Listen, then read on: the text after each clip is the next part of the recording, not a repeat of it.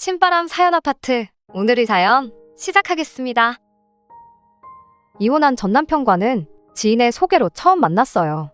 거절하기도 애매해서 몇 번 자리만 나가주자 싶어 등 떠밀려 나간 자리였는데 몇 번 만나다 보니 사람이 참 괜찮은 것처럼 느껴졌습니다. 워낙에 사람이 차분하다 보니 일하면서 이리 치이고 저리 치이고 정신없이 바쁘게 살던 저한테는 한숨 돌릴 수 있겠다 싶을 만큼 편안한 존재였지요.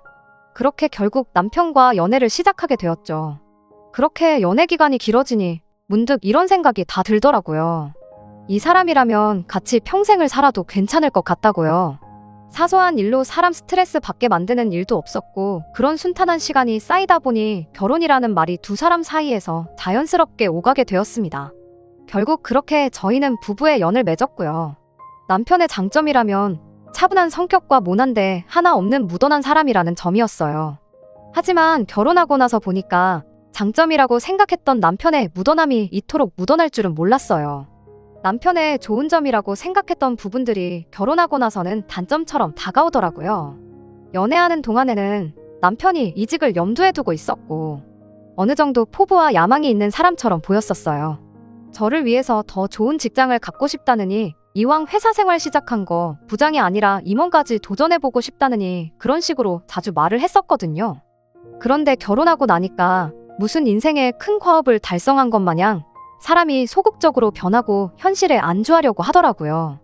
한 번은 이직한다더니 뭐 공부도 안 하고 딱히 하는 거 없지 않느냐고 따져 물었던 적이 있어요.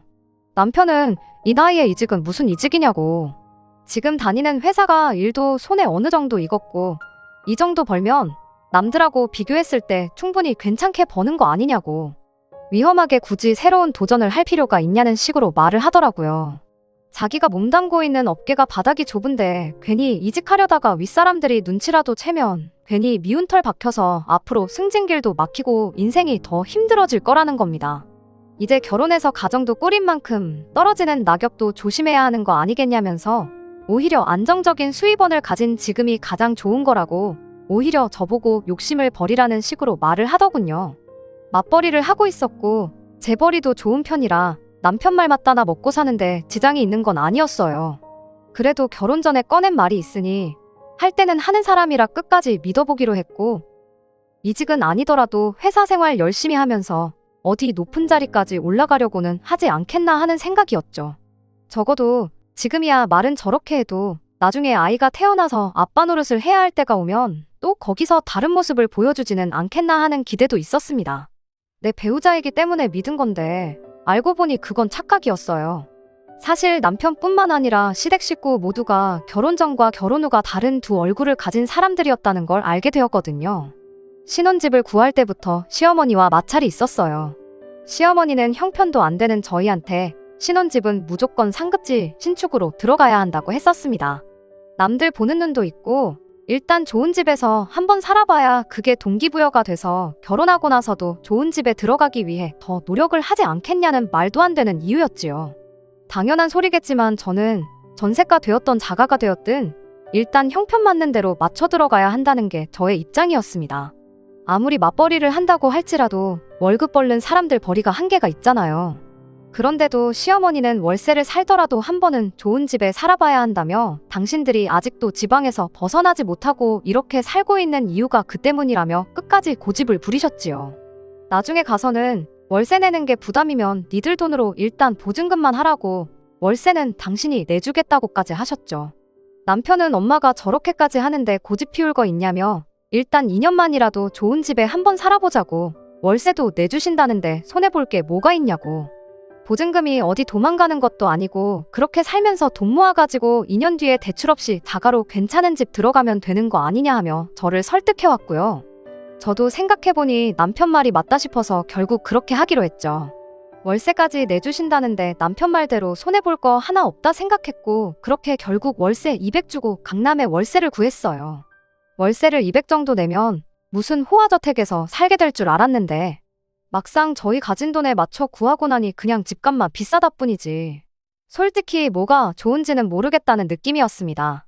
인생에 한 번은 좋은 집에서 살아봐야 한다는데 집값이 비싸다고 무조건 좋은 집은 아니잖아요.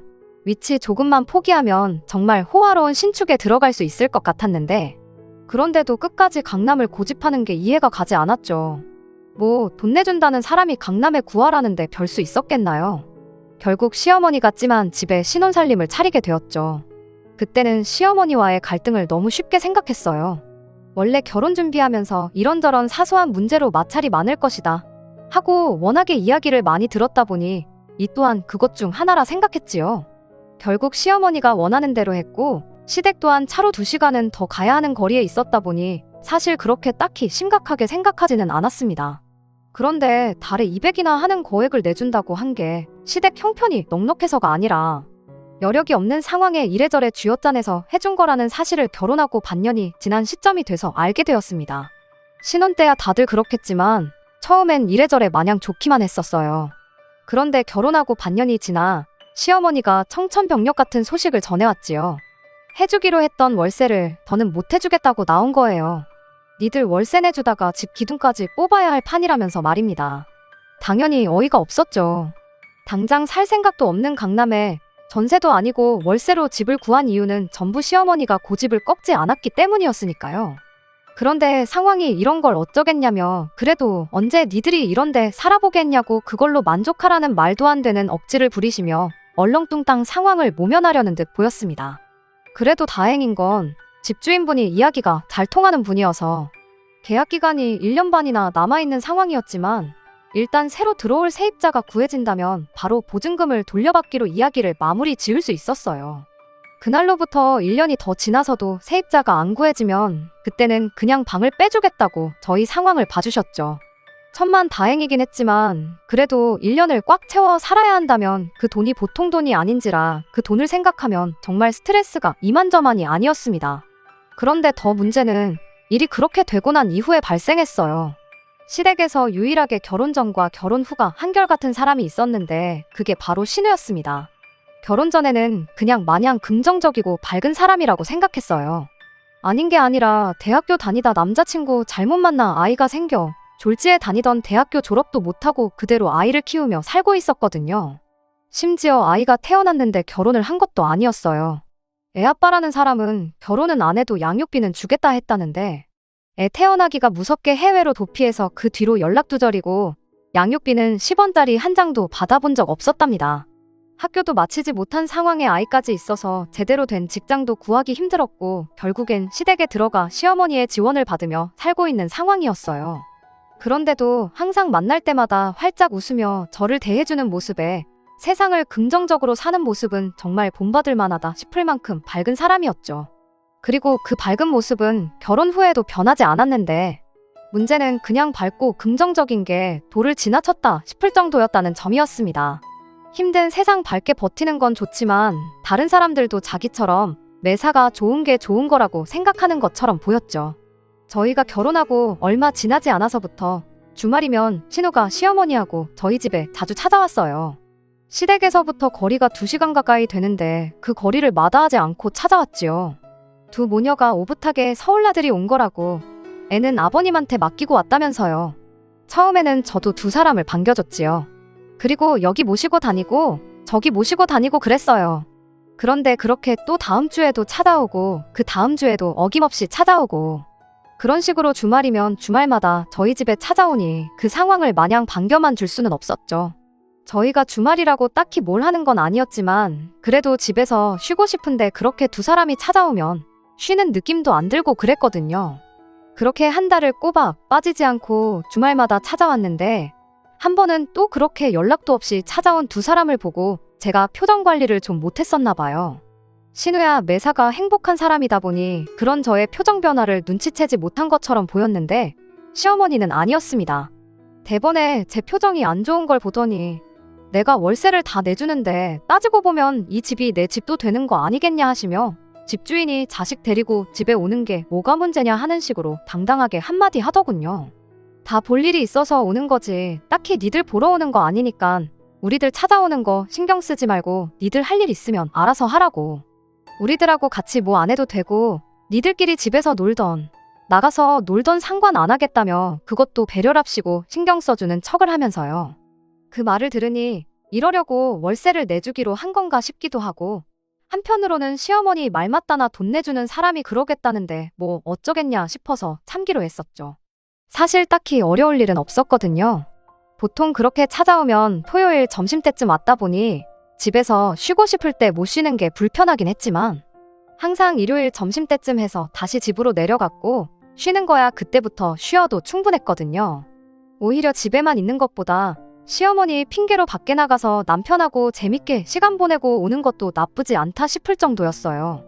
둘이 와서 집을 크게 어질러 놓고 그러는 것도 없었고 아들내외 물건이라고 저희들 물건을 맘대로 쓰거나 했던 적도 따로 없었습니다.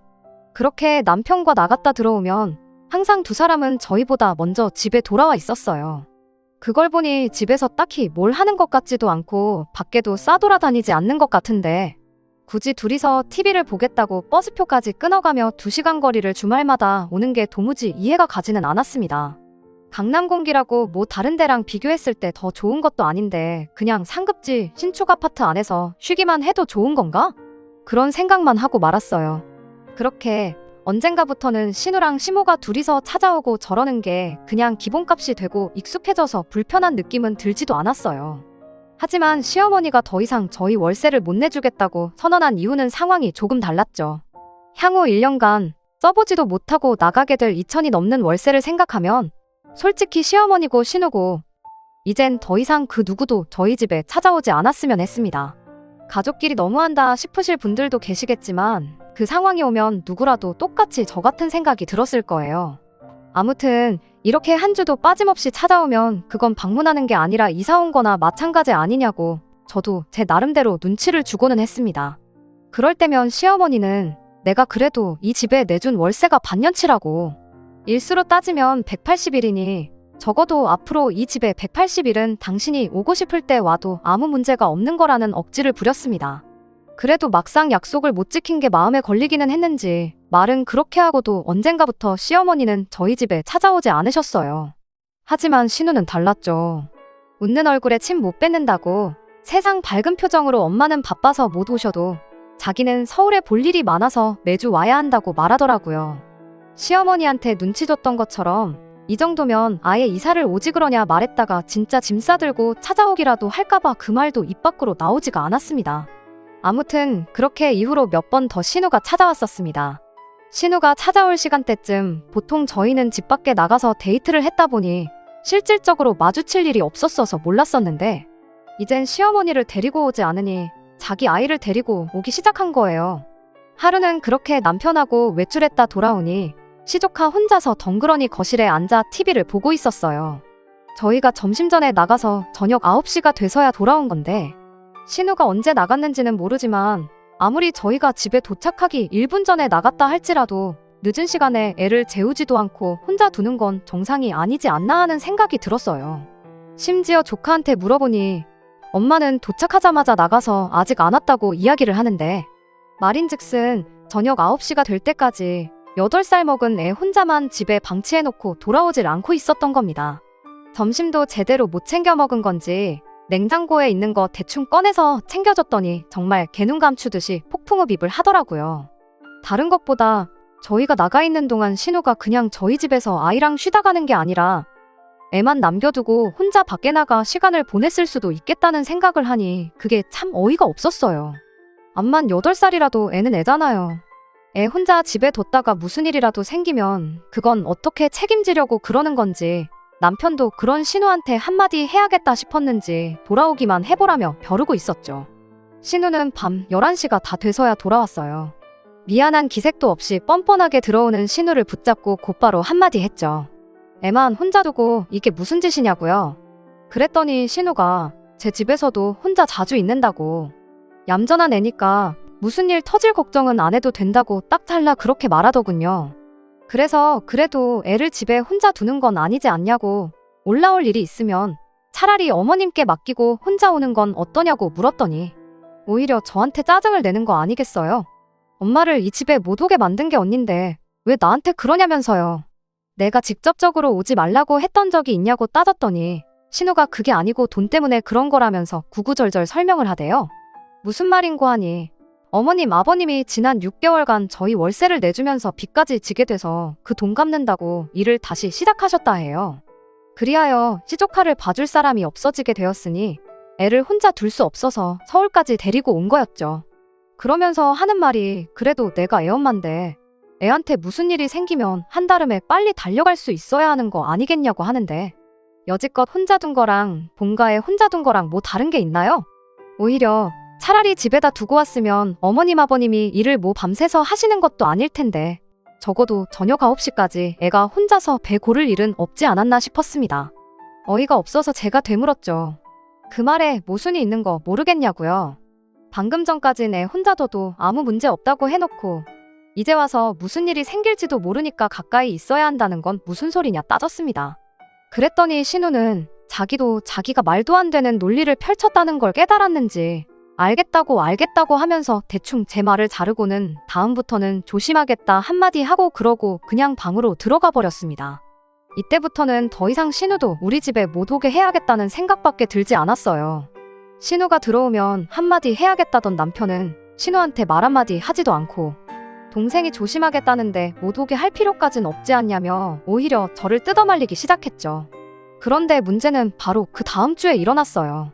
신우는 어김없이 토요일이 돼서 또 저희 집으로 찾아왔습니다. 시조카도 함께 말이죠. 그런 일이 있고 또 찾아올 줄은 예상을 못했어서 많이 당황스러웠어요. 신우는 오늘은 아이랑 같이 움직일 예정이니 걱정 말라고 한마디 하고는 저희를 안심시켰죠. 그러고선 둘이 거실에 자리 잡고 앉아 TV를 보기 시작하는데 왠지 같이 있기도 꺼림직하고 그래서 신우는 집에 있으라 그러고 저희가 밖으로 나왔어요. 정말 이 상황이 지긋지긋해지기 시작해서 하루라도 빨리 세입자가 나타나 이 집에서 나가고 싶은 생각밖에 없었죠. 남편도 제가 기분이 많이 언짢다는 걸 눈치챈 건지 그날 하루 종일 제 눈치를 보면서 제 기분 상하지 않게 저에게 맞추려고 열심히였어요. 남편의 노력 덕분에 기분이 좀 나아져서 신우랑 같이 저녁이나 먹어야겠다는 생각에 저녁 시간 전에 집에 돌아왔는데 세상에 신우는 또 온데간데였고 시조카 혼자 집에 덩그러니 앉아서 TV를 보고 있더군요. 저희가 나간 틈에 일찍은 안 들어오겠지 싶어 나간 게 분명하구나 싶었습니다. 신우한테 바로 전화를 걸었더니 전화는 전화대로 묵묵부답이고 톡은 톡대로 전부 무시를 하더라고요. 어이가 없어서 집에 들어오기만 해봐라 하고 벼르고 있었어요. 남편도 이제는 한마디 해야겠다 싶은 표정이었지요. 그런데 더 어이가 없는 건 신우는 그날 아예 집에 들어오지 않았다는 사실이었습니다. 저한테 잔소리 듣는 게 싫어서 그런 건지 싶었는데 다음날 아침에도 저녁이 되어서도 신우가 돌아오지 않았어요. 그쯤 되니까 화가 나는 건 화가 나는 거지만 암만 그래도 가족인데 걱정이 되기 시작했지요. 경찰에 전화해서 실종신고라도 해야 하는 거 아니냐 했는데 남편은 오히려 덤덤하게 한두 살 먹은 애도 아니고 대한민국같이 안전한 나라에서 실종은 무슨 실종이냐고 그냥 욕먹기 싫어서 집에 안 들어오는 거 아니겠냐며 대수롭지 않게 생각하는데 가족이 아닌 저도 이렇게 걱정이 되는데 오빠라는 인간이 저렇게 나오는 게 어이가 없었습니다. 아무리 묻어난 사람이라도 동생이 애만 두고 행방은 오리무중이 되었는데 무슨 일 있겠냐고 대수롭지 않게 여기는 게 말이나 되나요? 결국 다음날 아침까지 신우는 돌아오지 않았어요. 시조카를 혼자 두기도 뭐해서 일단 저는 회사에 연락해 상황을 설명하고 남편만 먼저 출근시켰죠. 남편은 제가 회사를 쉰다는 상황도 못마땅해 했어요. 우리한테 한 소리 듣기 싫어서 집에 안 들어오는 게 뻔한데 뭐하러 회사까지 쉬냐고요. 애 혼자 잠깐 집에 두고 있으면 우리 출근해서 집에 없는 시간 맞춰서 아이 데리고 집에 돌아갈 거라고 그냥 출근하라고 저를 설득했지만 사람 마음이 그게 되나요? 남편이야 뭐 매사에 묻어난 성격이니 그럴 수도 있겠다 싶겠지만 엄마가 애만 두고 이틀이나 감감무소식인 게 제 입장에선 도저히 있을 수 없는 일이고 무슨 일이 있어도 있겠구나 싶은 생각이었습니다.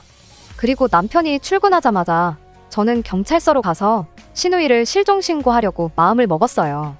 조카 혼자 집에 두고 갈 수는 없으니 같이 데리고 나가려고 했는데 조카가 차 안에서 뭘 좀 보겠다며 짐가방에서 태블릿을 하나 들고 나오는 거예요. 그런데 그 순간 제 머릿속에 번뜩하고 한 가지 생각이 떠올랐죠. 저도 같은 종류의 태블릿을 가지고 있어서 그 기능들을 잘 알거든요. 신우 핸드폰이 태블릿과 같이 연결되어 있다면 그걸 통해서 신우의 핸드폰이 지금 어디 있는지 알 수 있을지도 모른다는 생각이 들었던 거죠. 심지어 위치도 집에서 엄청 가까웠어요. 번화가 근처에 있는 모텔촌이었습니다. 집에 들어오기 싫어서 외박을 한 건가 싶다가도 애를 두고 이틀씩이나 모텔에서 머무를 이유가 있나, 혹시 위험한 상황에 처한 거 아닌가 싶어 경찰에도 전화를 했습니다. 다행히 경찰분께서 동행을 약속해 주셨죠. 그렇게 신우 핸드폰이 있는 모텔로 향했고 프론트에 양해를 구하고 층마다 수색을 하기 시작했어요. 3층에 와서 신우 번호로 전화를 다시 걸었더니 복도 중간쯤 있는 방에서 전화벨 소리가 울리더군요. 전화벨 소리를 따라가 경찰분이 문을 두들기고 조용한 목소리로 경찰입니다 하고 한마디 하니 방 안에서 우당탕탕 소리가 나고는 잠시만 기다려달라는 신우의 목소리가 들려왔어요. 그래도 목소리를 들으니 참 다행이다 싶어서 안도의 한숨이 다 나왔네요. 아무튼 그렇게 한 3분 정도 지나서였나 신우가 방문을 빼꼼하고 열더니 무슨 일이시냐고 고개를 내밀었어요. 아무리 저런 엄마라도 이틀이나 못 봐서 조카도 걱정이 된 건지 문틈으로 엄마 얼굴이 보이자마자 크게 엄마하고 소리를 지르며 문을 열고 들어가려고 하더라고요. 방으로 들어가는 조카를 미처 막지 못한 신우의 표정을 봤는데 찰나의 순간이었지만 얼굴이 아주 사색이 돼서 새파랗게 질려 있었습니다.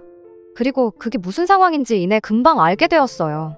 신우가 그냥 잔소리가 듣기 싫어서 그렇게 연락도 없이 잠수를 탄 게 아니었던 겁니다. 방 안에는 웬 남자가 한 명 누워 있었거든요. 그 남자도 시조카가 신우를 두고 엄마라고 부르는 말에 넋이 나간 표정으로 신우를 쳐다보고 있었어요. 경찰분은 실종, 납치 정황이 있다는 연락을 받고 출동한 건데 별일이 없는 것 같으니 돌아가 보겠다고 쓱 다리를 피하셨지요. 신우가 그 남자를 두고 자기야 하고 내가 다 설명할게 하는데 그 말만 들어도 두 사람이 보통 사이는 아닌 게 딱 짐작이 되었습니다. 남자는 얼이 빠진 표정으로 신우한테 설명해보란 말도 안 하고 너 애가 있었어? 하고 단도직입적으로 묻더군요. 그러더니 잔뜩 화가 난 표정으로 옷이랑 자기 짐 챙겨들고 그대로 방 밖을 나가버렸어요. 신우가 그 남자를 쫓아가서 바짓가랑이까지 붙잡고 속일 생각은 없었다, 미안하다 하면서 울고불고 난리를 치기 시작했죠. 남자는 애가 있는 게 뭐 숨길 일이냐고, 언제까지 숨길 생각이었냐며.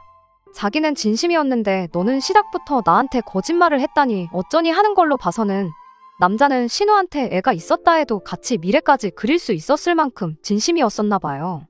그런데 말을 못한 것과 의도적으로 속인 것은 이야기가 다르잖아요.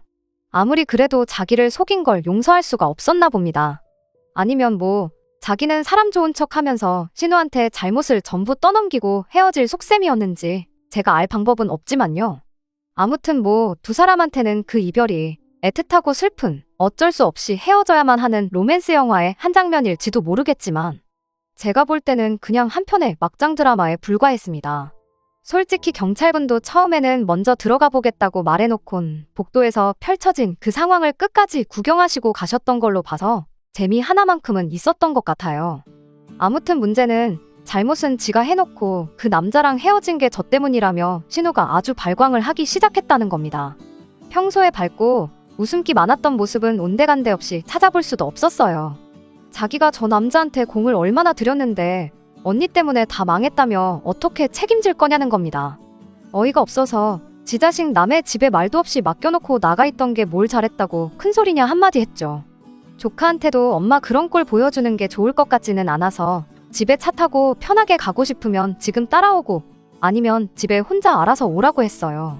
그리고 그 길로 주차장 가서 시동 걸고 딱 3분 기다려준 뒤 그래도 따라오지 않는 신우를 두고 집으로 다시 출발했습니다. 어이없는 건 신우는 그 남자를 붙잡으러라도 간 건지 저희가 집에 도착해도 한참 동안 집에 들어오지 않고 있었어요. 오히려 남편이 먼저 집에 오더군요. 그런데 어이가 없는 건 신우한테 무슨 말을 들은 건지 시어머니한테 무슨 말을 들은 건지 남편이 번짓수를 못 찾고 저한테 화를 내기 시작했다는 거예요. 자기가 괜찮다고 하지 않았냐고, 왜 그런데 굳이 멀쩡히 있는 신우를 찾아가지고 이 사단을 만들었냐면서요. 그런데 그 말을 들으니 암만 얌전한 애라도 지 새끼를 남의 집에 남겨놓고 이틀 동안 연락도 안 되는 신우를 두고 걱정을 하는 게 아니라 아무 문제 없을 거라 확신하던 남편 모습이 다시 뇌리를 스쳐 지나갔어요. 그리고 그때 깨달았죠.